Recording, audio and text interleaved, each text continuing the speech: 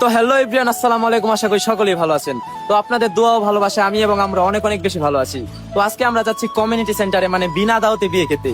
তো জানি না আমরা সফল হতে পারবো কিনা। তো ইমন, তোমার কি মনে হয় আমরা কি সফল হতে পারবো? ইনশাল্লাহ পারবো। তাবাসুম, হ্যাঁ পারবো পারবো। বলো। আমি তো মূলত বিয়ে খেতে যাচ্ছি না, আমি যাচ্ছি ছেলে পটাতে। আর তুমি তুমি কেন যাচ্ছ? আল্লাহ আজকের মতো বাঁচানোর জন্য। যাই হোক গাইস, দেখি আমরা আসলে সফল হতে পারি কিনা। তো সবাই আমাদের সাথে থাকুন। তো গাইস আমরা কিন্তু সকলে মিলে রওনা দিয়ে দিয়েছি, তো জানি না আজকে কপালে কি আছে। তো গাইস, আমরা এই পর্যন্ত অনেকগুলা কমিউনিটি সেন্টারে গেছি, কিন্তু একটার মধ্যেও মানে থাকার মতো উপযোগী নাই, মানে খাবো যে ওইরকম সিচুয়েশন নাই। তো সামনের দিকে যাই দেখি একটা পাই কিনা। যদি ভাগ্যক্রমে পেয়ে যাই তাহলে আজকে তো খুব খাবো। আর গাইস, আমরা কিন্তু কেউ মাস্ক পরি না, আমরা কিন্তু সবাই মানে ফেস রিভিল করে যাচ্ছি, মানে কেউ যদি চিনা ফেলায়। আসলে গাইস, জানি না আমাদের সাথে কি হতে চলেছে, কিন্তু আমরা যেভাবেই হোক আজকে মানে পেট চুক্তি খেয়েই তারপর বের হবো। কি বলো তুমি? হ্যাঁ ইনশাআল্লাহ আজকে খেয়ে আর খাবো না। তো গাইস আমরা কিন্তু অনেক খোঁজাখুঁজির পর একটা কমিউনিটি সেন্টার খুঁজে পেলাম। তো আসলে আমরা গ্রুপটা দুইটা ভাগে ভাগ হয়ে গেলাম, কেননা এতে করে ধরা খাওয়ার সম্ভাবনা থাকে। তো যাই হোক, আমরা এখন ভিতরে যাই, গিয়ে দেখি আসলে পরিবেশটা কেমন, সেখানে কি আদেও খাওয়া যাবে নাকি ধরা খেয়ে যাব।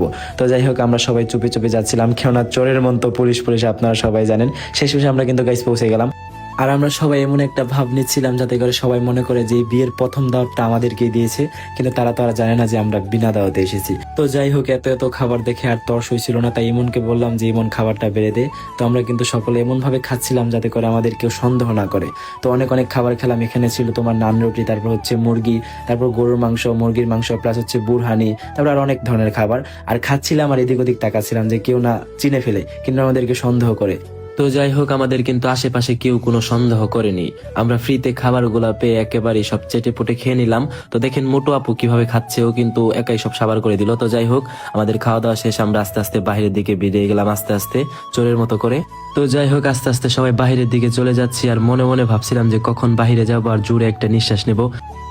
তোমরা প্রচুর ভয় পাইতেছিলে আমার জন্য, মানে আমি তো গাইস খালি মাথা নিচে করে খাইছি। ভয় পেয়েছি তখন যখন দুইজন লোক এসেছিল, ঘুরে ঘুরে দেখছিল কে কে খাচ্ছে। খুব ভয় পেয়েছিলাম। কিন্তু গাইস, আমরা কিন্তু জানি না আমরা বিয়ে খাইছি নাকি মুসলমানি খাইছি না বার্থডে পার্টি। কিছু একটা খাইছি, কেউ তো আমাদের আর জিজ্ঞেস করেনি। কিছু একটা খাইছি। Bye bye bye bye. তো গাইস আমরা অবশেষে বুঝতে পারলাম যে আমরা ছেলে পক্ষের বিয়ে খেয়েছি।